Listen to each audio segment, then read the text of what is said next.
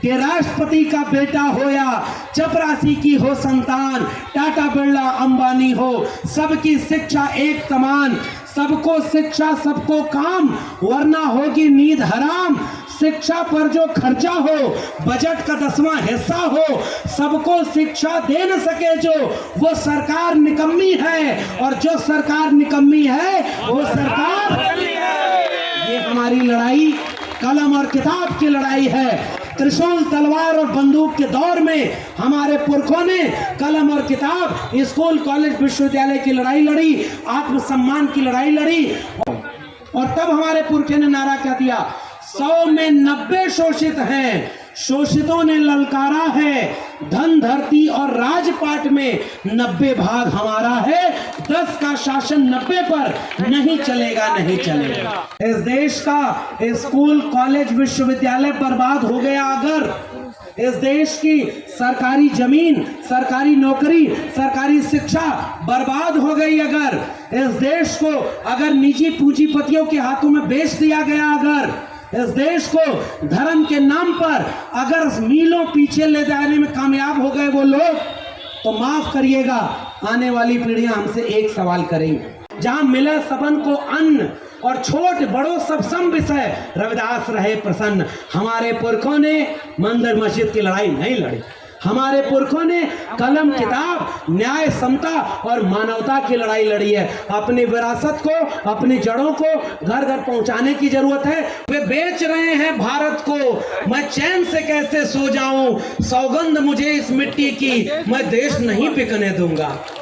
Allahabad university में हम लोग साइकिल से पढ़ने जाते थे, तो जितना छोटा छोटा मंदिर मिलता था सबके सामने झुक करके ऐसे ऐसे प्रणाम करता था। एक जगह जल्दी में हड़बड़ी में प्रणाम किया और वहां जय भीम जय जय ये सब बोला। मैंने कहा अरे भाई देख ले ध्यान से, ये मंदिर नहीं ट्रांसफार्मर है। अचानक वो कहा अरे भाई गलती हो गई। पूरा जगह में काम करते हैं और लगातार हाल लोग भी कहते हैं यार ओबीसी के लोग जाग नहीं रहे। साक्षात प्रमाण खड़े हैं आपके सामने, आप भी दिखा दो कि हम लोग आपके स्वागत के लिए तैयार हैं। जोरदार तालियों के साथ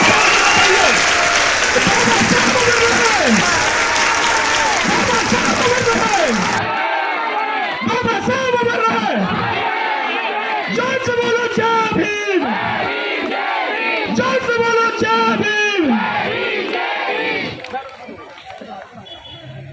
बहुत बहुत धन्यवाद। अरे आगे आ जाओ, इधर आओ, कितने बड़े बच्चों बड़ा। मुरादाबाद के आप सभी सम्मानित लोगों को मेरा क्रांतिकारी जय भीम, जय मंडल, जय संविधान है, इनकलाब जिंदाबाद है। आज का दिन भारत के इतिहास का बहुत बड़ा दिन है, और आज मुरादाबाद के इस बुद्ध विहार और अंबेडकर पार्क में आप सब जिस दिन की अहमियत को समझते हुए इकट्ठे हुए हैं, और आज आपने हमें यहाँ आमंत्रित किया है, तो सबसे पहले मैं आयोजन समिति का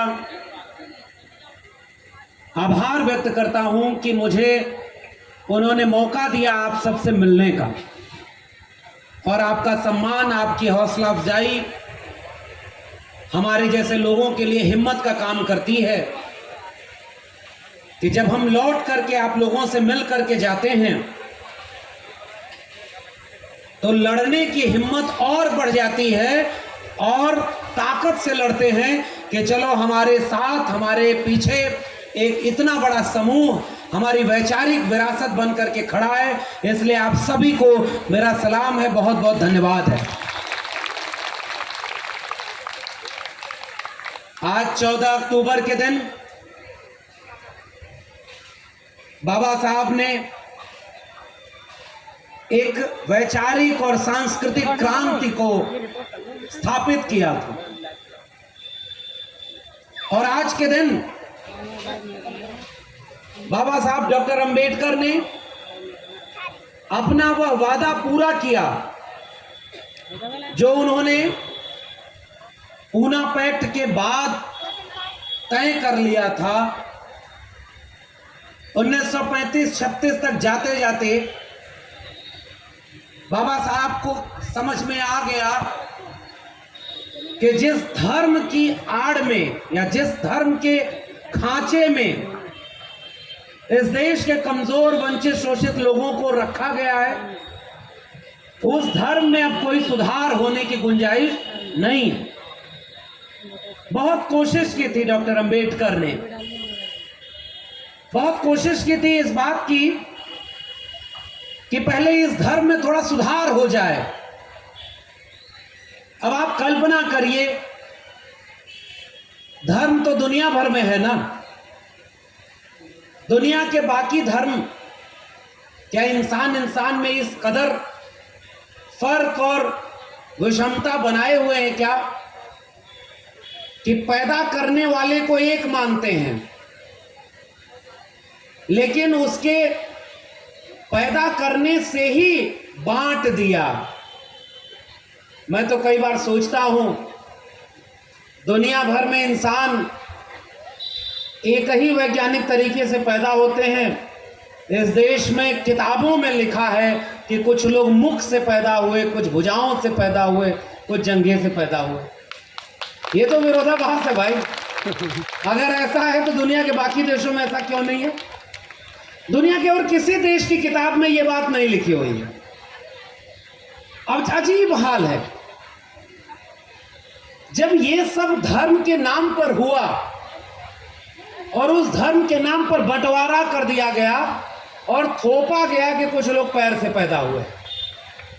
और पैर से पैदा होने का मतलब क्या था?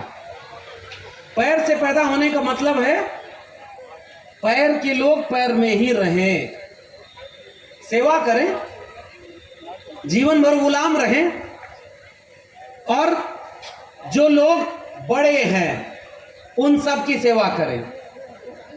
मुझे याद आ रहा है डॉक्टर बाबा साहब अंबेडकर ने अपने जीवन में 3 गुरु बनाए। पहले गुरु जिनको हम याद करते हैं तथागत बुद्ध, वैचारिक गुरु थे। गुरु का मतलब ये नहीं कि उनसे वो मिले हुए थे, उनके सामने थे, नहीं, विचारों के गुरु थे।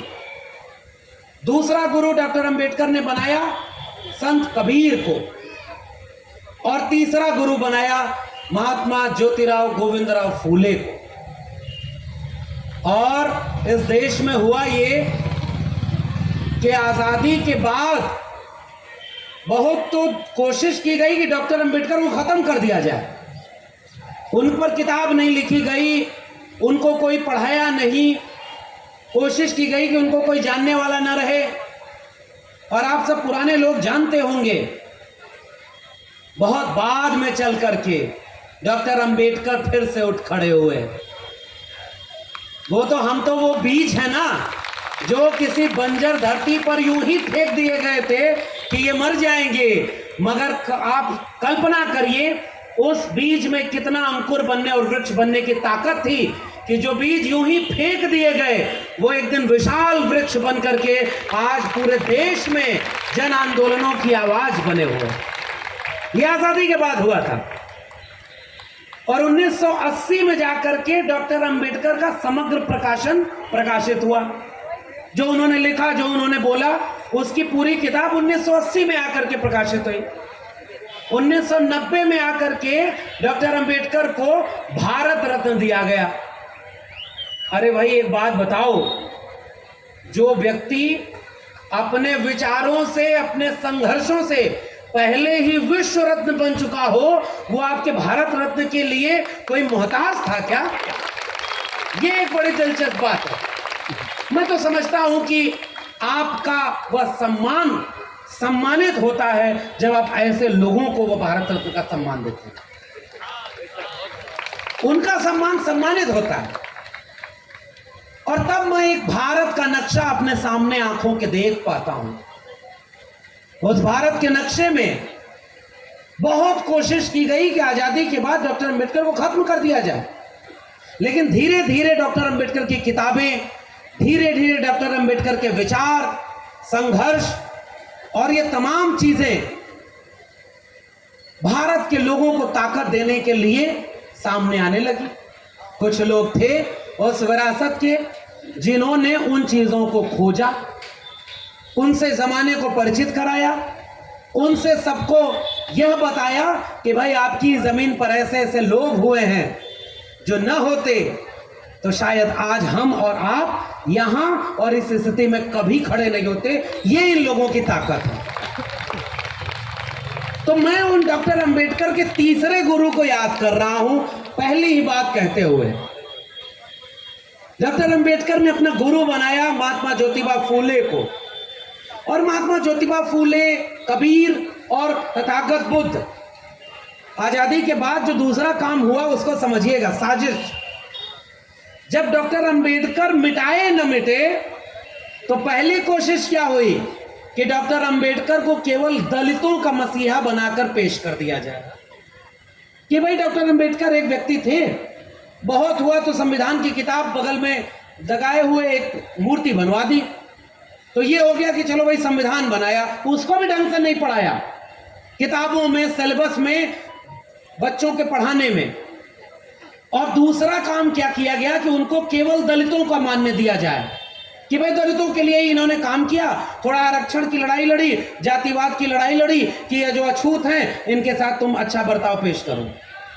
मगर कई बार होता है ना कि नौकर को गुलाम बनाए रखने के लिए घर में मालिक कई बार करता है कि तुम कोई टीवी नहीं देखोगे, कुछ नहीं करोगे, अपने बेटे को स्कूल भेजता है और बेटे की उम्र का नौकर अपने घर में कैद रखता है, क्योंकि अगर नौकर जागरूक हो गया तो नौकरी छोड़कर नौकरी मांगने चला जाएगा। आप सोचिए इस बात को, साजिश को।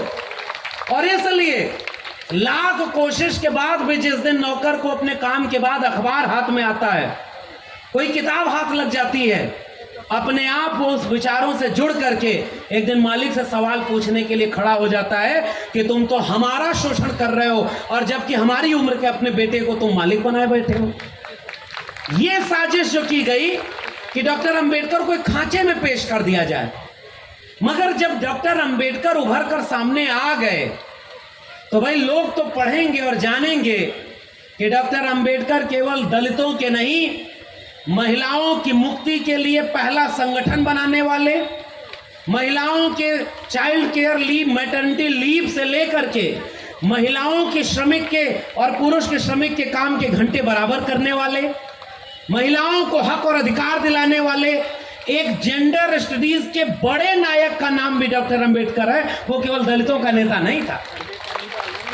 यह बात तो धीरे धीरे इस देश में पता चलना शुरू हुई है अभी। वैसे ही जैसे ये पता चलना शुरू हुआ कि डॉक्टर अंबेडकर केवल जाति की बात नहीं करते थे भाई।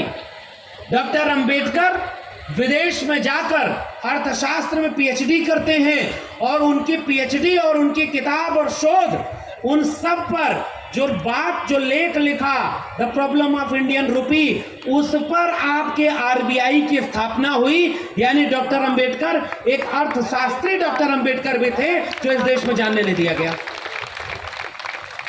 वैसे ही जैसे डॉक्टर अंबेडकर ने 1948 के लखनऊ के अधिवेशन में, जो backward classes league, depress classes league का अधिवेशन था, मुझे अभी आमंत्रित करते हुए और आप लोग का जब प्रेम मिलता है निश्चित रूप से अच्छा लगता है, लेकिन जब आप ये कहते हैं कि ओबीसी समाज का व्यक्ति आया है, मुझे थोड़ा खराब लगता है। लेकिन चलो अच्छा है, जरूरी है, ओबीसी को बात समझानी है तो ओबीसी पहचान को आप आगे करते हैं।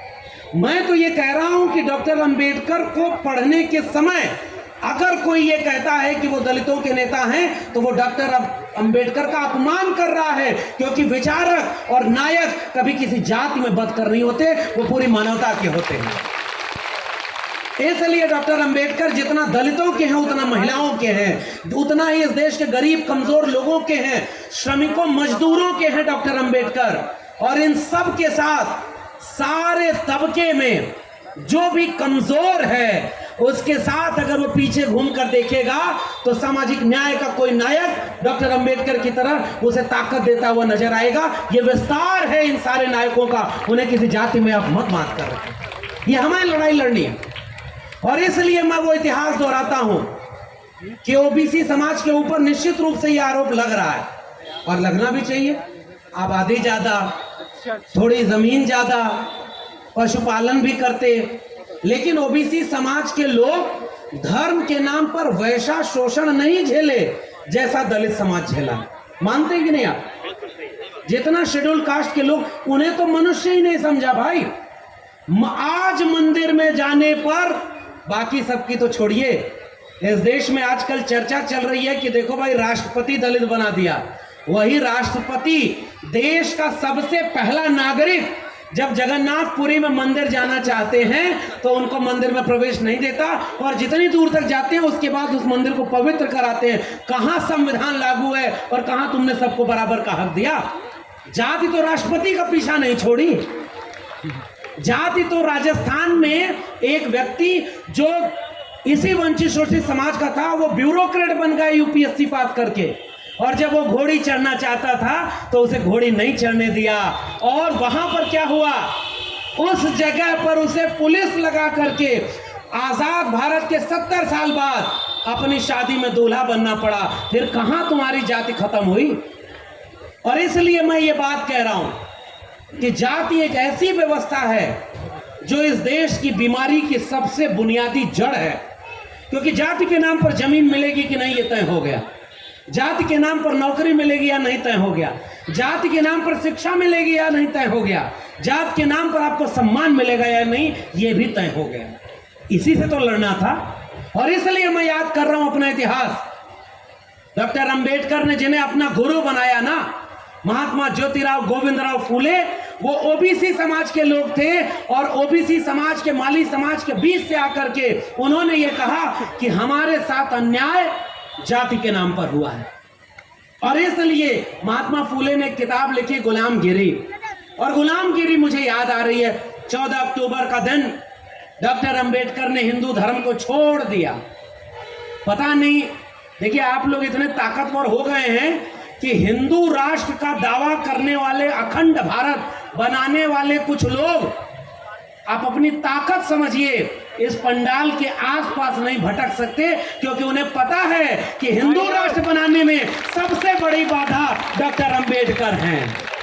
इसलिए उनकी हिम्मत नहीं है यहां आ जाए। ये आपकी ताकत है, अपनी ताकत को पहचानिए। और हम तो कह रहे हैं, आजकल दिल्ली में बड़ा बवाल हुआ, 22 प्रतिज्ञा ले ली गई, और कुछ जो हिंदू युवा वाहिनी, हिंदू हृदय सम्राट, कुछ नमूने टाइप के राजनेता हैं जिनको कभी आप अपने स्कूल, कॉलेज, विश्वविद्यालय, नौकरी, महंगाई, शिक्षा पर बोलते, भाषण देते नहीं सुनेंगे, जहर उगलते रोज सुनेंगे। बड़े बड़े मंचों पर भाषण दे रहे हैं वो सब कि मुसलमान इस देश का सबसे बड़ा दुश्मन है, इनसे सामान मत खरीदो, इनका तिरस्कार करो, बहिष्कार करो, इनको देश से भगाओ। और इस देश का प्रधानमंत्री चुप होकर के अपनी 800 करोड़ वाले हवाई जहाज पर घूम रहा है। अरे भाई बोलो ना, आप इस देश के प्रधानमंत्री हो, आप बोलो कि आपके देश के नागरिकों के लिए कैसे सांप्रदायिकता फैलाई जा रही। और तब मुझे याद आ रहा है डॉक्टर अंबेडकर ने एक किताब लिखी है, पाकिस्तान और द पार्टीशन ऑफ इंडिया, और उसमें डॉक्टर अंबेडकर लिखते हैं कि हिंदू राष्ट्र इस देश के लिए सबसे बड़ा अभिशाप होगा। हिंदू कुछ भी कह लें, मगर हिंदू धर्म स्वतंत्रता, समानता व बंधुता विरोधी है। हिंदू धर्म इसलिए लोकतंत्र से मेल नहीं खाता है, इसलिए किसी भी कीमत पर हिंदू राज को बनने से रोका जाना चाहिए। ये डॉक्टर अंबेडकर लिख करके गए। और मुझे लगता है कि एक विचार का नाम डॉक्टर अंबेडकर है। उसी विचार की एक परिणति आज के दिन हुई थी 1956 में, जब उन्होंने इस हिंदू धर्म को त्याग दिया था। मैं हिंदू घर में पैदा तो हुआ हूं, मगर मरूंगा नहीं। मैं ऐसे धर्म को त्यागता हूं जिसमें ग्रेडेड इनइक्वालिटी बनी। अंग्रेजी में लिखा है उन्होंने, ग्रेडेड इनइक्वालिटी मतलब एक ऐसा घर बन गया जिसमें निचले पायदान वाले नीचे ही रहेंगे उसके ऊपर वाले ऊपर ही रहेंगे, उसके ऊपर वाले उसके ऊपर रहेंगे, और सीढ़ी उसमें है ही नहीं। ऐसी जाति व्यवस्था बना दी गई। डॉक्टर अंबेडकर ने अपनी उस किताब में लिखा है, मैंने बहुत कोशिश की इस धर्म के लोगों को सुधारने की, मगर ये सुधरे नहीं।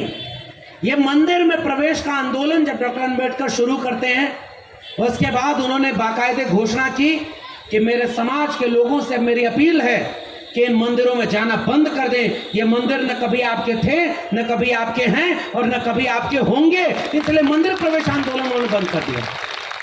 और क्या कहा, उस वाक्य को मैं अपने हर जगह, देखिए हमें बुलाया है तो हम लोगों की एक जुड़ाव कलम और किताब से।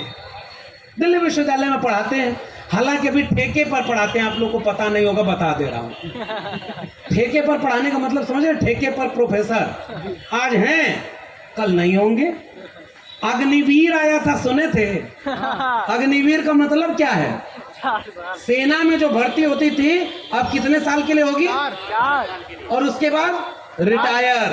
हम लोग वैसे ही हैं। एक फकीर आया था 2014 में, भाषण दिया, सौगंध मुझे, वे बेच रहे हैं भारत को, मैं चैन से कैसे सो जाऊं, सौगंध मुझे इस मिट्टी की, मैं देश नहीं बिकने दूंगा।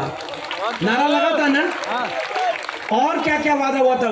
कभी कभी मैं सोचता हूं कि मैं दिल्ली से मुरादाबाद बुलेट ट्रेन पर चलकर आया हूं। क्या बुलेट ट्रेन चलती तो मैं उसमें बैठकर जल्दी आ गया होता, 15 लाख रुपए मेरे अकाउंट में आ गया होता, तो और आराम से बढ़िया गाड़ी रहती मेरे पास, अच्छे दिन आ गए होते, सरकारी नौकरी मेरे पास होती, सब कुछ होता, 2 करोड़ रोजगार होता। लेकिन हो क्या रहा है, धीरे धीरे रेल बेच दिया, बैंक बेच दिया। बिका कि नहीं बिका, आप लोग बताइए। सरकारी कर्मचारी ज्यादा लोग हैं यहाँ ना, सरकारी कर्मचारी ज्यादा लोग हैं। आप लोग पता करके देखिए, आपके सरकारी ऑफिस में नौकरी मिल रही है क्या? सब ठेके पे हो रहा है ना, सारी चीज बिक रही है ना। और मैं आपसे ये भी कहने आया हूं, फकीर ने बोला था देश नहीं बिकने दूंगा, पहले बैंक बेचा, फिर रेलवे बेचा, रेल की पटरी बेचा, रेल की जमीन बेचा, LIC बेच दिया, BSNL बेच दिया, पानी हवाई चप्पल वाले को हवाई जहाज में उड़ाएंगे, हवाई जहाज बेच दिया, और उसके बाद नई शिक्षा नीति के नाम पर शिक्षा बेच दी, सब कुछ बेच दिया है। और उसका क्या है, उसने तो पहले ही कह दिया था, हमारा क्या है, हम तो फकीर आदमी है जी, झोला लेके चल देंगे, हमारा और आपका क्या होगा। सवाल तो ये है ना। अब मुझे डॉक्टर अंबेडकर याद आते हैं, ऐसे माहौल में मैं उन्हें याद करना चाहता हूं। डॉक्टर अंबेडकर ने बॉम्बे लेजिस्लेटिव असेंबली में भाषण दिया था जब अंग्रेज राज था, और बॉम्बे लेजिस्लेटिव असेंबली में डॉक्टर अंबेडकर कह रहे हैं, आपकी आय का जितना पैसा है उसमें से सबसे ज्यादा पैसा शिक्षा पर खर्च होना चाहिए। स्कूल, कॉलेज, विश्वविद्यालय और शिक्षा राज्य का यानी सरकार की जिम्मेदारी होनी चाहिए। डॉक्टर अंबेडकर ने यह बात कही है कि बिना शिक्षा के कोई बदलाव नहीं आ सकता। और आज मैंने क्यों कहा कि मैं ठेके पर प्रोफेसर हूं, क्योंकि अब पूरी शिक्षा को उन्हीं दोस्तों के हाथों में बेच दिया है जिसको पूरा देश बेचते बेचते इस दुनिया का दूसरा सबसे अमीर आदमी बना दिया, और इस देश के लोग बर्बाद हो गए। ये सच्चाई है कि नहीं? हाँ, सच्चाई है। इसलिए मैं आपसे ये गुजारिश करने आया हूं। आज दिन तो है डॉक्टर अंबेडकर का सांस्कृतिक विद्रोह के दिन का है, क्रांति का दिन, और आता हूं उस क्रांति के दिन पर मैं क्यों उसे एक विद्रोह और क्रांति का दिन कह रहा हूं। लेकिन पहली गुजारिश और मेरी चिंता, मेरी जिम्मेदारी है कि इस देश के और उत्तर प्रदेश और मुरादाबाद के लोगों, गांव कस्बों के लोगों, माताओं, बहनें और खास कर नौजवानों, एक बार आंख खोल के देखो, कुछ देश बेचने वालों ने हमारे और आपके घर के बच्चों के शिक्षा को बेच दिया है और कलम और किताब को गिरवी रख दिया है, फिर भी हम खामोश होकर चुपचाप सुन रहे हैं। सबसे बड़ा खतरा इस समय शिक्षा के बेचने का है। डॉक्टर अंबेडकर ने कहा था कि मंदिर जाने वाली ये भीड़ जिस दिन देवालय से चलकर स्कूल, कॉलेज और विश्वविद्यालय जाने लगेगी, उस दिन इस भारत को दुनिया का सबसे ताकतवर देश बनने से कोई रोक नहीं। ये डॉक्टर अंबेडकर के सपनों का भारत है, और आज आपके सपनों का भारत आपके सामने नेस्तनाबूद कर दिया गया। हाथ उठाकर बताइए, आपके मुरादाबाद के कितने सरकारी स्कूल ऐसे हैं जिसमें आप अपने बच्चों को पढ़ाना चाहेंगे? कोई है क्या? एक भी सरकारी स्कूल ऐसा है जिसमें आप अपने बच्चों को पढ़ाना चाहेंगे? जिसके जेब में पैसा नहीं है ना, उसी गरीब कमजोर मजलूम का बच्चा सरकारी स्कूल में पढ़ने जा रहा है। जिसके जेब में पैसा है वो चाहता है कि अगर थोड़ा भी पैसा हो तो किसी अच्छे कॉन्वेंट स्कूल में पढ़ाएं। और अभी मैं मंच पे बैठा था, कुछ लोग कह रहे थे कि हमारी बिटिया जेएनयू में है, हमारा बेटा डीयू में है। मैं तो सोच रहा हूं साहब, शायद हम आखिरी पीढ़ी हैं जो इस देश के खेतों खलिहानों से चलकर सड़क पर पत्थर तोड़ रहे मजदूरों के घरों से निकलकर, मैला ढोने वाले गरीब मजलूम लोगों के घरों से निकलकर इस देश के बड़े बड़े विश्वविद्यालयों में पहुंच गए। मगर 5 साल बाद 10 साल बाद ये रास्ता बंद हो चुका है। अब आपके घरों के बच्चे किसी डीयू जेएनयू में पढ़ने नहीं जाएंगे क्योंकि वो विश्वविद्यालय बर्बाद कर दिए गए। और ये अंबेडकर के सपनों का भारत नहीं है। डॉक्टर अंबेडकर अगर आज होते तो सबसे पहली लड़ाई इस शिक्षा को बचाने की लड़ाई लड़ते, क्योंकि शिक्षा न होने से पीढ़ियां मानसिक गुलाम पैदा होती। सही बात। ये सबसे महत्वपूर्ण सवाल है। और शिक्षा का मतलब जब मैं कह रहा हूं तो वो डिग्रियां नहीं है। डिग्री तो अगर आपकी फेक हो तो भले आप कुछ न किए हो, देश के प्रधानमंत्री बन सकते हैं। अगर फेक डिग्री है तो आप, हम लोग के घर में पुराने बुजुर्ग लोग बैठे हुए हैं। पहले जमाने में कोई रिश्तेदार आता था तो पूछता था बेटा बेटी क्या कर रहे हैं, तो आप कहते थे 10वीं कर रहे हैं, 12वीं कर रहे हैं, बड़ा होके क्या बनेंगे, तो डॉक्टर बनेंगे, इंजीनियर बनेंगे, वकील बनेंगे, बोलते थे ना। आजकल माहौल ऐसा हो गया है मानसिक गुलामी का कि आजकल किसी के घर जाओ और पूछो कि बेटा बेटा क्या कर रहा है, बिटिया तो फिर भी घर में कैद हो गई है, बेटा क्या कर रहा है, तो कहा कि अभी बेटा जो है हनुमान चालीसा का पाठ कर रहा है, अखंड रामायण के पाठ में जा रहा है, बड़ा होकर क्या बनेगा, तो बड़ा होकर किसी मस्जिद के नीचे से शिवलिंग खोजेगा और खुदाई करवाएगा। हमारी पीढ़ियों को मानसिक रूप से गुलाम बनाया जा रहा है कि नहीं जा रहा है? क्या हमारे आरक्षण को किसी मुसलमान ने छीना है क्या? ये दिन रात हिंदू मुसलमान का जहर क्यों फैलाया जा रहा है भाई? रोज हम मंदिर मस्जिद, रोज हिंदू मुस्लिम। मैं आपसे पहली गुजारिश करने आया हूं मुरादाबाद के लोगों, पहली शिक्षा तथागत बुद्ध भी मेरे लिए तर्क विवेक और विज्ञान के विचार का नाम है, जिसके केंद्र में प्रज्ञाशील करुणा समानता और न्याय है, इसलिए मैं उन्हें अपना विचारक मानता हूं। और तथागत बुद्ध ने क्या कहा? तथागत बुद्ध ने, उनसे पूछा लोगों ने कि आपके बाद आपका संदेश क्या होगा। मैं बहुत नहीं पढ़ा हूं, भंते साहब लोग बैठे हैं, बहुत सम्मानित लोग हैं, और उन लोगों के सामने मैं तो बहुत कम पढ़ा हूं, मैं तो बहुत कम जानता हूं। लेकिन मुझे इतना याद है कि तथागत बुद्ध से जब पूछा गया कि आपका सबसे महत्वपूर्ण उपदेश क्या होगा, उन्होंने कहा किसी किताब में लिखा हो तो सच मत मान लेना, किसी बड़ी किताब में धार्मिक पुस्तक में लिखा हो तो सच मत मान लेना, कोई बड़ा व्यक्ति कह रहा हो तो सच मत मान लेना, ढेर सारे लोग कोई बात कह रहा हो तो भी सच मत मान लेना, जो तुमको सही लगे उसे सच मानना। अप दीपो भाव, मेरे लिए बुद्ध की सबसे बड़ी शिक्षा यह है, अपना दीपक स्वयं बनो।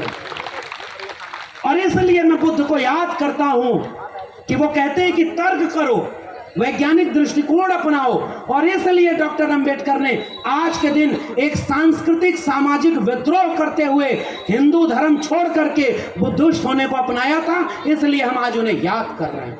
वो एक क्रांति का दिन है। और क्रांति का दिन क्यों?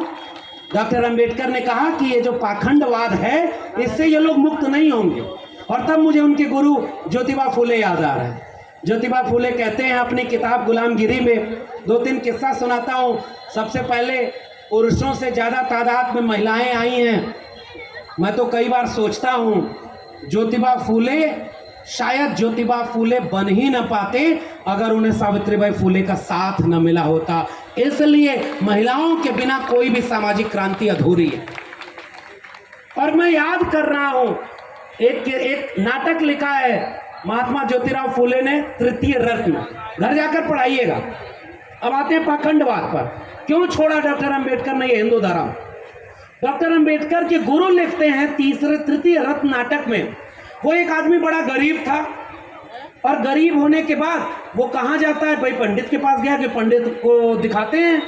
वो पोथी पत्रा लेकर गया, कहा कि बड़ी परेशानी है मुझे जीवन में, कोरोना में नौकरी चली गई, घर में कोई आय का स्रोत नहीं है, पत्नी बीमार रहती है, बच्चे का पढ़ने में मन नहीं लग रहा, ऐसे जाते हैं ना हम लोग के घरों के। आप लोग तो खैर जागरूक लोग हो, मेरी ये बात जहां तक जाएगी मैं उन सबको सुना रहा हूं, इसलिए अपने दिल पर मत लीजिएगा। तो वो आदमी गया तो पंडित ने उसका पतरा देखा और पतरा देख के कहा कि तुम्हारा शनि ठीक नहीं है, शनि ग्रह तुम्हारा गड़बड़ जगह पर है, इसलिए शनि तुम्हारा नुकसान कर रहा है। तो उस आदमी ने कहा अच्छा क्या करना होगा? तो कहा एक हवन कराना होगा, मैं शनि को ठीक जगह पर ले आऊंगा, फिर तुम्हारे जीवन का सारा कष्ट दूर हो जाएगा। तो वो आदमी बोला कि अच्छा कितना खर्चा आएगा? तो कहा कि 10,000 रुपये खर्चा आएगा। वो आदमी बोला कि साहब इतना पैसा तो है नहीं, गरीब आदमी हूँ, किसी तरह गुजारा होता है, मेरे पास इतने पैसे तो है नहीं कि हवन कराऊं। तो वो आदमी कहा चलो त्योहारों की सेल लगा देता हूँ, 50% डिस्काउंट, तुम 5,000 देना, तुम्हारे लिए हवन करा दूंगा। उस आदमी ने कहा कि नहीं साहब 5,000 रुपये भी नहीं है। फिर उसके बाद उन्होंने कहा कि अच्छा ऐसा करो 1,000 रुपये दे दो, 1 महीने के लिए मंत्र दे देता हूँ और शनि ठीक जगह हो जाएगा, फिर जब पैसा हो जाए तो बड़ी वाली हवन करा लेना। वो आदमी खड़ा हुआ, कहा नहीं साहब बिल्कुल नहीं है। तो कहा अच्छा मुझे 100 रुपये दे दो, मैं एक जंतर दे दूंगा, रटते रहना और जब पैसा हो तब तुम हवन करा लेना। वो आदमी खड़ा हुआ और जेब निकाल कर दिखाया कि साहब मेरी जेब में 1 फूटी कौड़ी नहीं है। तो वो ब्राह्मण नाराज होकर खड़ा होकर बोला कि जब तेरी जेब में 1 फूटी कौड़ी नहीं है तो जा बेटा, शनि तेरा कुछ नहीं बिगाड़ सकता। और ये किसने लिखा? महात्मा ज्योतिबा फुले ने। किसमें लिखा? तृतीय रत्न नाटक में। मैं थोड़ा उसको बदल करके नई भाषा में पेश कर रहा हूं, क्योंकि पाखंडवाद ने आपको मानसिक गुलाम बना रखा। इसलिए महात्मा फुले ने जो किताब लिखी और जो मेरी प्रिय किताबों में से एक है, उसका नाम है, उन्होंने लिखा गुलामगिरी। गुलामों को गुलामी का एहसास करा दो, अपनी बेड़ियां वो खुद ब खुद तोड़ लेगा। इसलिए मुरादाबाद के लोगों, किताबों को अपने घरों में रखिए। किताबें ही क्रांति ले आएंगी और किताबें ही तर्क वैज्ञानिकता से लोगों को धर्म से दूर ले आएंगी। आप कहते हैं ना कि ओबीसी जिस दिन जाग जाए, ओबीसी जिस दिन समझ जाए। पहली बात तो ये कि इस भाषा को थोड़ा बदलने की जरूरत है। मेरा निवेदन आपसे, जब आप ये कहते हैं कि ओबीसी जिस दिन जाग जाए, इसका मतलब आप ये कह रहे हैं कि सारा का सारा ओबीसी सोया हुआ। आप इसको बदलिए। अरे भाई पेरियार ललई सिंह यादव की तस्वीर आपने लगाई है, सोया हुआ ओबीसी होता तो उनकी तस्वीर महात्मा फूले, ईवी रामास्वामी नायकर पेरियार, छत्रपति शाहू जी महाराज, महामना राम स्वरूप वर्मा, बाबू जगदेव प्रसाद को, शिवदयाल सिंह चौरसिया, और इस सब से होते हुए बीपी मंडल तक का एक आंदोलन का नाम है ओबीसी, और उनमें बहुत बड़ा आंदोलन है। जरूरत है उसको पूरे देश में फैलाने की, पूरे देश में ले चलने की जरूरत है। इसलिए पहली बात, सोया नहीं है। भाई एक बात बताओ आप, क्या इस देश का सारा दलित समाज जाग गया है? क्या कुछ लोग कुल्हाड़ी का बेट बनकर उनके खेमे में हैं कि नहीं? अब ये आपका वैचारिक मंच है, इसलिए किसी व्यक्ति का नाम तो नहीं लूंगा, इशारे में कह रहा हूं, समझ जाइए। हमारे पुरखे ने लिखा एक चमचा युग, चमचा युग समझ रहे ना, कुछ लोग चम्मच बन गए। आज मान्यवर कांशीराम होते तो उनको लिखना पड़ता फरसा युग या बेलचा युग। बहुत सारे लोग बिक गए, लेकिन घबराने की जरूरत नहीं है।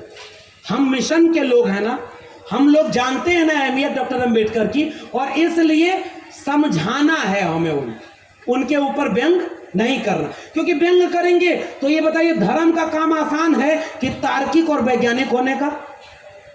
एक बार सोच के बताइए, पूजा करना आसान है कि पढ़ाई करना? मानसिक रूप से गुलाम बनना आसान है कि तार्किक रूप से घर में सवाल पूछना? वो हमारे यहाँ एक किस्सा चलता है, वो एक आदमी के पिताजी मर गए, तो पिताजी के मरने के बाद पंडित ने सारा हवन कराया, उसके बाद गाय क्या क्या लेके जाता है ना, गोदान वोदान कराता है कि आत्मा मुक्त हो गई। तो पिताजी ने कहा आत्मा कहाँ है? तो पंडित बोला कि बढ़िया जगह पर ऊपर है, गाय पहुंच गई है, उसका दूध दादाजी पी रहे हैं। तो उसने कहा कि बाबा जी और कोई दिक्कत तो उनको नहीं?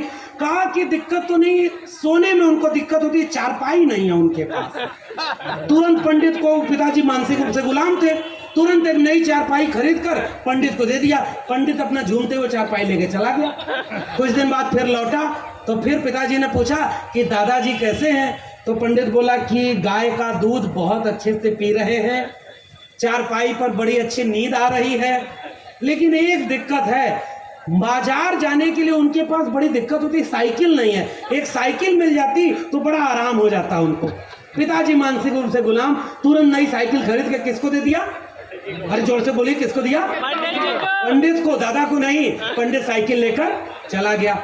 अगली बार फिर आया तो जैसे ही पिताजी ने पूछा कि दादाजी कैसे हैं, तो पंडित बोला बड़े मजे में हैं, गाय का अच्छा दूध पी रहे हैं, चारपाई पर सो रहे हैं और दोनों टाइम बाजार जाते हैं नई वाली साइकिल से। वहीं उनका पोता बैठा था जो किसी ऐसे ही आयोजन से लौट कर घर गया था। उसने खड़ा होकर कहा पंडित झूठ बोल रहे हैं। पंडित ने कहा कैसे? तो कहा कि तीनों चीज पिताजी जो आपने इनके रास्ते भेजी वो तो दादाजी को मिली ही नहीं। पंडित नाराज होकर खड़ा होकर बोला अरे तुमको कैसे पता कि नहीं मिली? तो उस बच्चे ने कहा कि दादाजी ने मुझे एक चिट्ठी लिखकर भेजा है कि बेटा तुम्हारी भेजी हुई गाय, चारपाई और साइकिल मेरे तक पहुंची ही नहीं। अब पंडित एकदम गुस्से में और खड़ा होकर बोला तुम्हें ये चिट्ठी किस रास्ते मिली? तो वो लड़का बोला उसी रास्ते जिस रास्ते आपने गाय भेजी थी, चारपाई भेजी थी और साइकिल भेजी थी। तार्किकता तो यहां से आती है ना। और हमें अपने लोगों को ऐसे किस्से कहानियों से समझाना, उनको चिढ़ाइए मत। हजारों साल की मानसिक गुलामी है साहब, और आप चाहते हैं बटन दबे और तुरंत क्रांति हो जाए। नहीं, क्रांति होना होता तो महात्मा ज्योतिबा फूले को घर से निकाला न गया होता। क्रांति होनी होती तो बाबा साहब को सारी डिग्री लेने के बाद जब वहां बड़ौदा में रहने को घर नहीं मिला और उसके बाद उन्होंने इतनी मेहनत की, बाबा साहब के समय क्रांति हो गई होती। क्रांति धीरे धीरे होती है। और आज महात्मा ज्योतिबा फूले, बाबा साहब अम्बेडकर शायद जितना उस समय ताकतवर नहीं थे उससे ज्यादा ताकतवर आज 2022 में हैं, ये मेरा भरोसा है। इसलिए क्रांति आगे बढ़ रही है।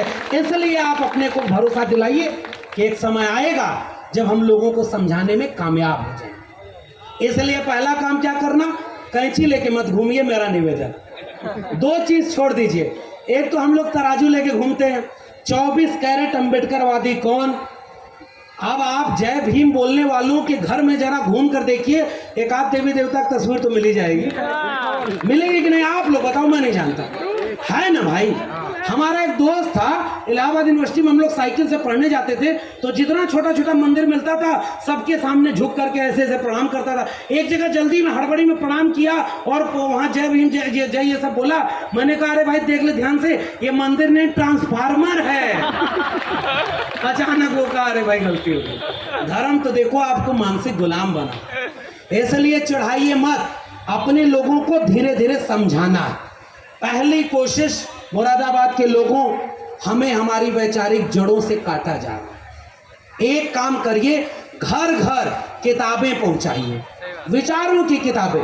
तथागत बुद्ध को पूजिए मत। मैं तो अभी भी एक आलोचना करूंगा आपकी, कहीं ऐसा तो नहीं हो रहा कि ब्राह्मणवाद का विरोध करते करते हमने केवल ब्राह्मण को रिप्लेस कर दिया हो और किसी नए किस्म के पुजारी को वहां बैठा दिया हो। मेरी आलोचना है आपके सामने। ये फूल माला, ये अगरबत्ती, इसकी जरूरत नहीं है साहब। अरे इतने सभा में जो लोग आए हैं सबको एक एक किताब दीजिए कि जाओ मोहल्ले भर बांटो, गुलामगिरी और जाति का विनाश, भारत का संविधान और मंडल कमीशन जिस दिन घर घर जाए रामचरितमानस और गीता के ऊपर ले जाकर रख दो, आधी क्रांति की शुरुआत वहीं से हो जाएगी। किताबों से क्रांति होगी, समझाने से होगी। और पुरुषों की क्रांति दरवाजे के दहलीज पर खत्म हो जाती है। महिलाएं चौके पर जाकर दूसरी महिला से जिस दिन समझाती हैं कि बहन चलना, अगली बार जब मेला लगे, वहां तथागत बुद्ध की बात हो रही थी, अंबेडकर की बात हो रही थी, और महिलाएं जिस दिन आगे आ जाएं उस दिन क्रांति होगी। बिना महिलाओं के इस देश में कोई क्रांति पुरुषों से नहीं होने वाली। लेकिन हम क्या करते हैं भाई, बेटे को पढ़ाएंगे, बेटी को नहीं पढ़ाएंगे, बेटी तुरंत विवाह कर देंगे। लड़कियों जितनी लोग यहाँ पर आई हो, मेरी एक गुजारिश है, जब तक अपने पैर पर खड़ी न हो जाना तब तक शादी मत करना। अपने घर वालों से कहना, बड़ा फूले और सावित्रीबाई का नाम लेते हो, पहले हमें पढ़ाओ, हम अपने पैर पर खड़े होंगे तब हम शादी करेंगे। ये क्या बात है कि लड़के को आप पूरी छूट देंगे और लड़की को कोई छूट नहीं। मेरे लिए अंबेडकर एक विचार का नाम इसलिए क्योंकि उन्होंने महिला और पुरुष में बराबरी की बात की, उन्होंने गरीब अमीर में बराबरी की बात की, उन्होंने कमजोर और मजबूत में बराबरी की बात की। इसलिए जो क्रांति उन्होंने आज के दिन की, इस पाखंडी, अंधविश्वासी और जातिवादी धर्म को छोड़ने की बात है। और आज मैं ये गुजारिश करना चाहता हूं कि आज हमारे गांव में, हमारे कस्बे में, आप बताओ, क्या महिलाओं के साथ बलात्कार जाति देखकर नहीं हो रहा? क्या जाति देखकर विश्वविद्यालय में नौकरी पाने से रोका जा रहा है कि नहीं? एनएफएस हो रहा है कि नहीं? और जिस संविधान से आपको ताकत मिली थी वो संविधान हमारी आंखों के सामने खत्म किया जा रहा है कि नहीं? ये चुनौती हमारे सामने है। इसलिए आज के दिन डॉक्टर अंबेडकर ने जो शपथ ली, दिल्ली में कुछ लोग शपथ लिए हैं तो उनकी भावना आहत हो गई, पता है ना आपको? वो सब कह रहे हैं हमारी भावना आहत हो गई है। अरे भाई, तुम मानो अपने देवी देवता को, तुम अपना मंदिर रख लो। अब मैं ये कहता हूं कि डॉक्टर अंबेडकर ने एलिमिनेशन ऑफ कास्ट में आखिरी में एक बात लिखी है कि मंदिर के पुजारी का इम्तिहान होना चाहिए। बताओ इस देश का कितने मंदिरों के पुजारी दलित हैं? कितने मंदिरों के पुजारी आदिवासी हैं? मंदिर में जितना चंदा जाता है वो किसके घर में जाता है? ये सारा कुछ जिस दिन मंदिर में सारे लोग अगर सारी जाति के हो जाएं, मंदिर का चंदा इस देश की संपत्ति हो जाए, उस दिन मंदिरों का ये आतंक खत्म हो जाएगा और एक बराबरी का साम्राज्य बन जाएगा। क्योंकि इसी समय इस देश के दक्षिण में तमिलनाडु में एक मुख्यमंत्री यही काम कर रहा है। तमिलनाडु में स्टालिन यही काम कर रहा है। इसलिए मैं कह रहा हूं हमारी लड़ाई शिक्षा, रोजगार और संसाधन की लड़ाई। मैं हर जगह एक नारा बोलता हूं, वो नारा क्या है पता है? समाजवादी नारा है कि 100 से कम न 1000 से ज्यादा, समाजवाद का यही तकाजा। मेरे उत्तर प्रदेश के लोगों एक बात बताओ, गरीबी अमीरी में खाई बढ़ रही है कि नहीं बढ़ रही? गरीब और अमीर नहीं हो रहा है। अरे भाई, ऐसा ना होता तो इस देश के 1% लोगों के पास 73% लोगों की संपत्ति जमा हो गई कि नहीं? हमारी शिक्षा बर्बाद हो गई ना। इसलिए समाजवाद का नारा था कि समाजवाद का यही तकाजा, 100 से कम न 1000 से ज्यादा, बराबरी का है। मिटे गरीबी और अमीरी, मिटे चाकरी और मजबूरी।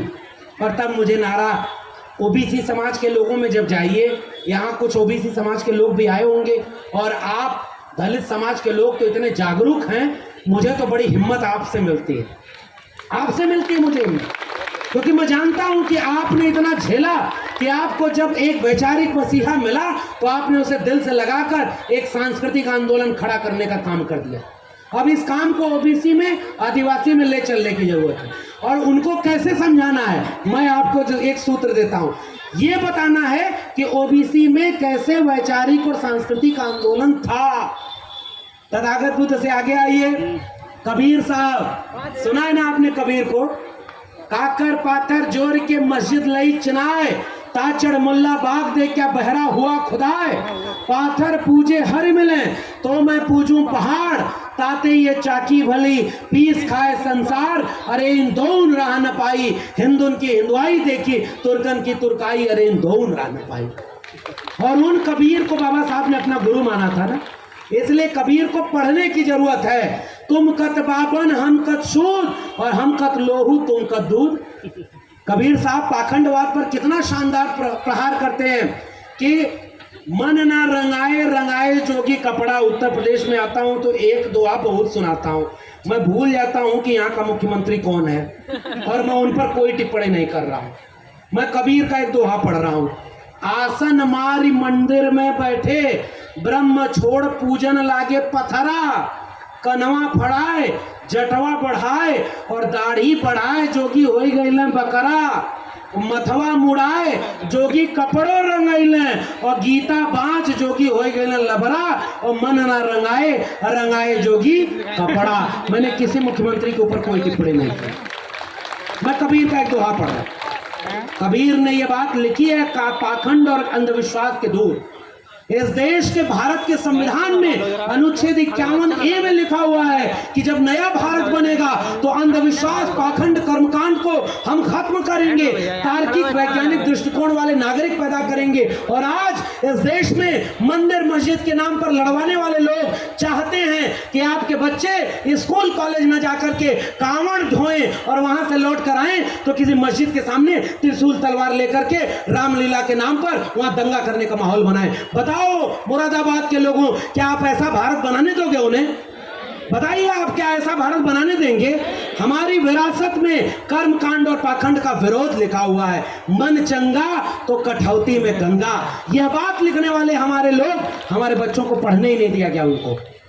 जस केलन के पात पात में पात, तस मानुष के जात जात में जात। रविदास मानुष न जुड़े जब तक जात न जात। इस देश को अगर वाकई विश्व गुरु बनाना है तो सबसे पहला काम करना होगा, जाति को खत्म करो, जमात की तरफ बढ़ो, वंचित शोषित लोगों को एक करो, तब जाकर यह देश आगे बढ़ेगा। और इसलिए मैं अपनी पूरी विरासत को आज बाबा साहब और बुद्धा के बहाने याद कर रहा हूं। क्या लिखा था हमारे पुरखे ने कि ऐसा चाहूं राज में जहां मिले सबन को अन्न, और छोट बड़ों सब सम विषय, रविदास रहे प्रसन्न। हमारे पुरखों ने मंदिर मस्जिद की लड़ाई नहीं लड़ी।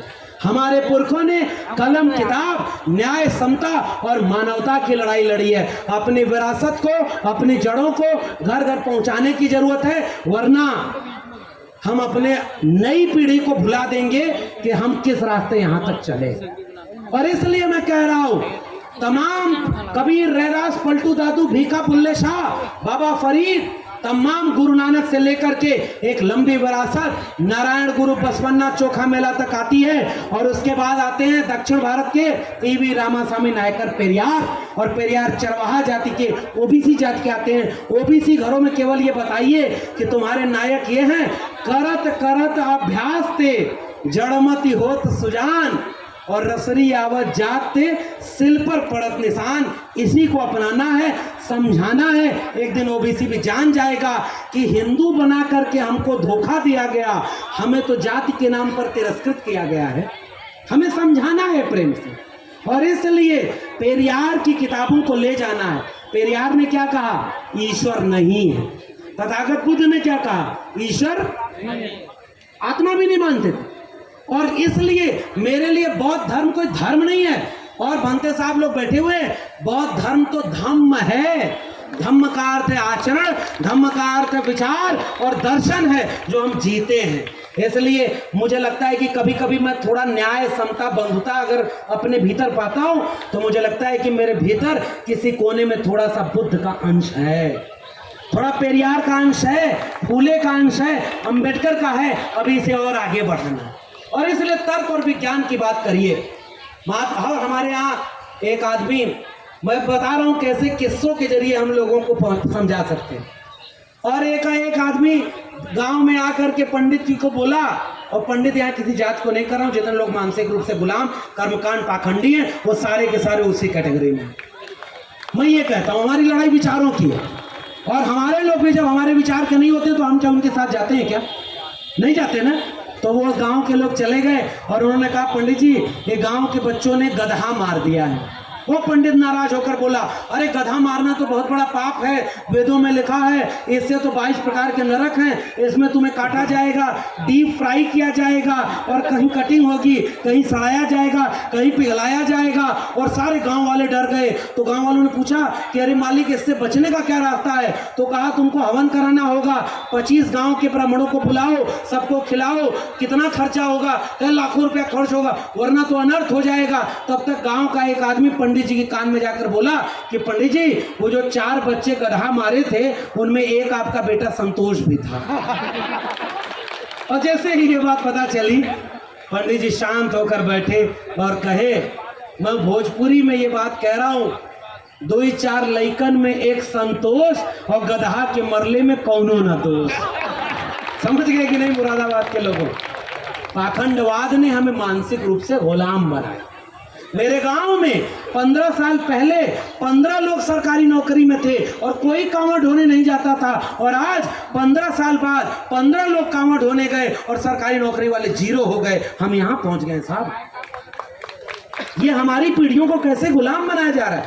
तर्क, विवेक, वैज्ञानिकता की बात सोचो। दुनिया में कंप्यूटर आया तो उससे दुनिया के ग्रह नक्षत्र वो खोजने गए। हमारे यहाँ कंप्यूटर आया तो सबसे पहला काम उससे जन्म कुंडली बनाने का होने लगा। होता है कि नहीं? पाखंडवाद से कैसे लड़ना है? गाड़ी बन के आती है वैज्ञानिक फैक्ट्री में, और घर में आती है तो उसको तिलक करते हैं। मैं पिछले दिनों अपनी बहन की गाड़ी दिल्ली से खरीदा, तो वहीं पर एजेंसी में ही एक पुजारी बैठा हुआ था और थाल वाल लेकर बैठा हुआ था। गाड़ी का सारी डील हो गई तो वो आके बोला कि हाँ तो इसका कुछ करवा ले। तो हमने कहा क्या करवाना है? तो कहा इसकी हम आरती उतार देंगे। तो हमने कहा उससे क्या होगा? तो कहे कि भाई बुराई थोड़ी कम हो जाएगी, कोई गड़बड़ नहीं होगा और शुभ होता है। तो हमने कहा शुभ होने से क्या होता है? तो कहा कोई बुरा नहीं होगा आपके साथ। तो मैंने एजेंसी वाले से पूछा कि तुमने इंश्योरेंस करवाया है? तो कहा हाँ। तो कहा कितने साल का? तो कहे 3 साल का। कितना रुपया लगा? तो कहा 25,000 रुपया लगा। तो मैंने पंडित को बोला कि मैं ये 25,000 तुमको दे दूंगा, 3 साल की गारंटी ले लो कि मेरी गाड़ी में कुछ हो जाएगा तो मैं आपको पकड़ूंगा। वो थाल लेकर के वो वापस चला गया और कुछ मैंने बोला नहीं। मैंने अपमान किया क्या उसका? अरे भाई हमारे पुरखे ने कहा कि जैसे बाल काटना नाई का धर्म नहीं धंधा है, जैसे कपड़े धोना धोबी का धर्म नहीं धंधा है, जैसे लकड़ी का काम करना बढ़ई का धर्म नहीं धंधा है, मिट्टी का काम करना कुम्हार का धर्म नहीं धंधा है, वैसे ही दान दक्षिणा मानना पंडित का धर्म नहीं धंधा है। जोरदार तालिए। ये मेरे पुरखे ने कहा और इसलिए मैं कह रहा हूं उनको उनका धंधा करने दीजिए, आप पैसा देना बंद कर दीजिए। वो नोटबंदी हुई थी, बर्बाद तो सब लोग हुए हैं ना। नोटबंदी में एक आदमी सोचा कि ये जो पैसा है इससे चल के मंदिर में चढ़ा देता हूँ, भगवान को ही खुश कर लूंगा। और उसने सारी पुरानी 500 की नोट ले जाकर मंदिर के सामने चढ़ाना शुरू कर दिया। और जैसे चढ़ाना शुरू किया अचानक एक आदमी बीच में आया और कहा कि अरे भाई ये कौन सी नोट चढ़ा रहे हो, ये तो बंद हो गई है। वो आदमी बोला चुप रहो, भगवान को थोड़ा ही पता है कि ये वाली नोट बंद हो गई है। और वो आदमी गुस्से में बोला यही मेरा संदेश सुनिएगा। वो बोला जबकि भगवान को थोड़ा ही पता है कि बंद हो गई है। वो आदमी गुस्से में बोला अरे ये नोट भगवान थोड़ा ही लेता है, जो लेता है उसको पता है कि ये नोट बंद हो गई है। सोचिए आपका पैसा किसके जेब में गया है ना। ये कर्म कांड और अंधविश्वास को तर्क वैज्ञानिकता से दूर करना होगा और समझाना होगा। समझा करके हम दूर करेंगे। और समझाने के लिए आखिरी गुजारिश, वक्त काफी हो गया है, मैं केवल आखिरी गुजारिश, अगर आप किसी से उसका आस्था विश्वास छीनोगे तो आपको कुछ उसे देना पड़ेगा और वो देने की लड़ाई इन तस्वीरों में दर्ज है। आप चलिए गांव-गांव अब इस देश में क्रांति की जरूरत है साथियों। इस देश का स्कूल कॉलेज विश्वविद्यालय बर्बाद हो गया अगर, इस देश की सरकारी जमीन, सरकारी नौकरी, सरकारी शिक्षा बर्बाद हो गई अगर, इस देश को अगर निजी पूंजीपतियों के हाथों में बेच दिया गया अगर, इस देश को धर्म के नाम पर अगर मीलों पीछे ले जाने में कामयाब हो गए वो लोग, तो माफ करिएगा आने वाली पीढ़ियां हमसे एक सवाल करेंगी, आज तथागत बुद्ध होते तो कौन सी लड़ाई लड़ रहे होते? क्या वो दंगाई धर्म वालों को मानते? क्या वो धर्म वालों को मानते? क्या कुछ नहीं करते ना। और इसलिए मैं कह रहा हूं आज की लड़ाई स्कूल कॉलेज विश्वविद्यालय की है। अब एक आखिरी सवाल पूछ रहा हूं, कल्पना करिए डॉक्टर अंबेडकर ने जब बौद्ध धर्म ग्रहण किया था, धम्म ग्रहण किया था, तो उन्होंने क्यों कहा था कि पूरे भारत को बुद्धमय बनाना है? क्योंकि बुद्ध एक विचार का नाम था। बुद्ध के विचार में समता व न्याय थी, बुद्ध के विचार में समान दर्शन था। लेकिन बुद्ध के साथ तो और कई विचार हैं, आजीवक है, चारवाक है, लोकायत है, तमाम तरह के विचार हैं। हम जिसे भी माने, हम कर्मकांड और अंधविश्वास को न माने, ये पहली गुजारिश। दूसरी गुजारिश, हमारे आसपास कुछ लोग आएंगे, वो आपको हिंदू बनाएंगे और ओबीसी समाज के लोगों, मेरे नारे को याद रखना। डॉक्टर राम मनोहर लोहिया ने नारा दिया था, सन सोपा ने बांधी गांठ, पिछड़ा पावे 100 में 60। और तब ओबीसी समाज में 1930 में बिहार में एक आंदोलन हुआ त्रिवेणी संघ का, और उत्तर प्रदेश में एक आंदोलन हुआ अर्जक संघ का। और ये वैज्ञानिक तार्किक आंदोलन क्या नारा बनाया, और उस नारे को पुनर्जन्म और भाग्यवाद, इनसे निकला ब्राह्मणवाद। ब्राह्मणवाद की क्या पहचान, गिटपिट बोले करे न काम। मानववाद की क्या पहचान, मानव मानव एक समान। यही मेरी गुजारिश है, यही मेरा आखिरी वक्तव्य है कि जो जमीन को जोते बोए वो जमीन का मालिक होए। राष्ट्रपति का बेटा हो या चपरासी की हो संतान, टाटा बिरला अंबानी हो, सबकी शिक्षा एक समान, ये हमारा नारा है। और उस नारे को बाबू जगदेव प्रसाद के ओबीसी समाज के लोगों को, दलित समाज के लोगों को, आदिवासी समाज के लोगों को, पसमानदा समाज के लोगों को, महिलाओं को, सबको जोड़िए। कितनी आबादी होगी? 90%। कुछ लोग 85 कहते, मैं कहता हूँ अब 90 कहूँ। और तब हमारे पुरखे ने नारा क्या दिया? 100 में 90 शोषित हैं, शोषितों ने ललकारा है, धन धरती और राजपाट में 90 भाग हमारा है, 10 का शासन 90 पर नहीं चलेगा, नहीं चलेगा। और इसलिए जाते जाते ये गुजारिश कि वो जो शिक्षा की लड़ाई है, वो कहते हैं हर घर तिरंगा, हर घर तिरंगा, हर हाथ तिरंगा। मैं कहता हूं हमारे लोग तो बहुत पहले से तिरंगे के साथ थे। जो अंग्रेजों से माफी मांगते थे वो हमारे लोगों को देशभक्ति पूछ रहे हैं। पहचान गए कि नहीं?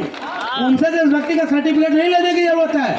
अरे हमारे पुरखों ने, इस देश के किसान, कामगार, मेहनतकश आवाम ने, कि कुर्मी, कोयरी, अहिर, गढ़िया, पाल और ये कुम्हार, लुहार, बढ़ई, नाई, मोची, निषाद, मुल्ला, वाल्मीकि और तमाम हास्य श्रम करने वाले लोगों ने इस दुनिया को रहने लायक बनाया है। हमारे पुरखों की बनाई दुनिया हमारी आंखों के सामने बर्बाद हो रही है। हम क्या इसे बर्बाद होने हुए देखते हैं क्या? नहीं। एक कविता सुनिए, हम मेहनत कश जग वालों से जब अपना हिस्सा मांगेंगे, एक खेत नहीं, एक गांव नहीं, हम सारी दुनिया मांगेंगे। ये हमारी लड़ाई है। हमारे पुरखों ने बड़ी मुश्किल से ये कारवां यहां तक पहुंचाया है। मुरादाबाद के लोगों, आपसे केवल गुजारिश, और उस गुजारिश को इशारे में समझिए कि राष्ट्रपति का बेटा हो या चपरासी की हो संतान, टाटा बिरला अंबानी हो, सबकी शिक्षा एक समान, सबको शिक्षा सबको काम, वरना होगी नींद हराम। शिक्षा पर जो खर्चा हो, बजट का 10वां हिस्सा हो, सबको शिक्षा दे न सके जो, वो सरकार निकम्मी है। और जो सरकार निकम्मी है वो सरकार, ये हमारी लड़ाई कलम और किताब की लड़ाई है। त्रिशूल, तलवार और बंदूक के दौर में हमारे पुरखों ने कलम और किताब, स्कूल, कॉलेज, विश्वविद्यालय की लड़ाई लड़ी, आत्मसम्मान की लड़ाई लड़ी। और आखिरी वाक्य, हाथ उठाकर पुराने बुजुर्ग लोगों, एक बात बताओ, जितने प्रोफेसर, इंजीनियर, डॉक्टर, वकील, ब्यूरोक्रेट, व्यापारी आज की तारीख में 90% वंचित शोषित जमात के हैं, क्या उतने आज से 20 साल पहले थे क्या? हाथ उठाकर बताइए, क्या इतने लोग थे क्या? नहीं थे ना। क्या आज से 20 साल बाद इतने लोग होंगे क्या? अरे बिक गया है सब, कोई नहीं होगा ना। यह आखिरी वक्त है, मुझे ऐसा लगता है। सबसे ज्यादा तादाद किसकी? हमारी। सबसे ज्यादा प्रोफेसर, डॉक्टर, इंजीनियर अभी हमारे हैं। लेकिन अब आगे का रास्ता बंद हो चुका है, सब कुछ बिक गया है ना साथियों। इसलिए हाथ उठाकर आज के दिन एक वादा करिए। पहला वादा, अंधविश्वास, कर्मकांड और पाखंड से अपनी आने वाली पीढ़ियों को बचाएंगे। बताइए बचाएंगे कि नहीं बचाएंगे? पहला वादा। दूसरा वादा, आपके इलाके में कोई भी हिंदूवादी संगठन आकर कहे कि अरे तुम ओबीसी समाज के लोगों हिंदू हो, दलित समाज के लोगों हिंदू हो, आओ हिंदू खतरे में है और हमारा धर्म खतरे में है, उससे जाने की बजाय आप उनसे रोक कर पूछिएगा, मेरा स्कूल, मेरा विश्वविद्यालय, मेरी नौकरी खतरे में है, तब तुम क्यों नहीं आए? ये सवाल पूछेंगे कि नहीं पूछेंगे? पूछेंगे कि नहीं? अगर ये सब हम नहीं बचा पाए, अपना स्कूल, अपना विद्यालय, अपना भविष्य नहीं बचा पाए, तो 25 साल बाद ये छोटे छोटे बच्चे हमसे एक सवाल करेंगे कि जब तुम थे तो डॉक्टर अंबेडकर का संविधान जिंदा था, जब तुम थे तो भारत में भारत की जमीन पर मालिकाना हक तुम्हारा था, जब तुम थे तो सरकारी नौकरी, सरकारी शिक्षा, सरकारी स्कूल थी, जब तुम थे तो बड़ा अच्छा माहौल था। 25 साल बाद तुम हमें क्या छोड़कर गए हो? मैं आने वाली पीढ़ियों से आंख में आंख मिलाकर ये कहूंगा कि मैं अपनी जिम्मेदारी निभाना चाह रहा था किसी बुलडोजर से, किसी जेल जाने से, किसी मुकदमे से बिना डरे बिरसा फूले अंबेडकर पेरियार की बात लोगों के बीच में कर रहा था, लोगों से अपील कर रहा था कि आओ मेरे गांव के लोगों, अब एक क्रांति की जरूरत है। आप शासक वर्ग हो, आप गुलाम नहीं हो, आपको गुलाम बनाया गया है। इसलिए आज उनके सपनों का भारत अगर बनाना है तो हमें गांव-गांव में एक वैचारिक क्रांति करनी होगी, तभी हम अंबेडकर के सपनों का भारत बना पाएंगे। आपने मुझे सुना, बहुत बहुत धन्यवाद। जय भीम, जय मंडल, संविधान जिंदाबाद, उल गुलाम जिंदाबाद, इंकलाब जिंदाबाद।